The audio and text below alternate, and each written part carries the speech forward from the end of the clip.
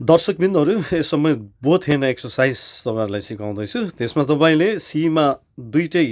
Number 1 को finger है, थम नम्बर 1 2 3 4 5 तपाईँले सीमा यसरी राख्ने हो। सीमा राखिसकेपछि 2 नम्बर यसरी जाने, यसरी कन्टिन्यू तपाईँले फेरि रिपिट गर्ने यसलाई।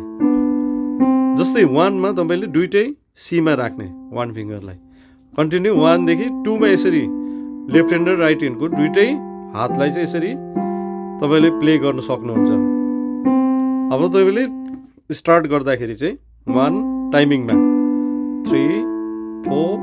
5 4 3 2 1 2 3 4 5 4 3 2 1 2 3 4 5 4 3 2 1 2 3 4 अब सेकेन्डदेखि 2 यसरी कन्टिन्यू तपाईँले सेकेन्डदेखि 2 3 4 5 4 3 2 1 2 3 4 5 4 3 2 1 2 3 4 5 4 3 2 1 2 मा रोक्ने। अब 3 देखि स्टार्ट 3 4 5 4 3 2 1 2 3 4 5 4 3 2 1 2 3 मा 2 3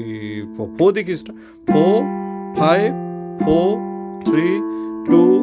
1 2 3 4 5 4 3 2 1 2 3 4 5 4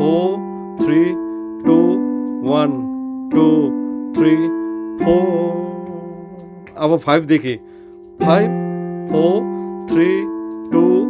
1 2 3 4 5 4 3 2 1 2 3 4 5 4 3 2 1 2 3 4 5 यो टाइपले तपाईँले सधैँ डेली एक्सर्साइज गर्नुभयो भने तपाईँको फिङ्गर राम्रो बन्छ।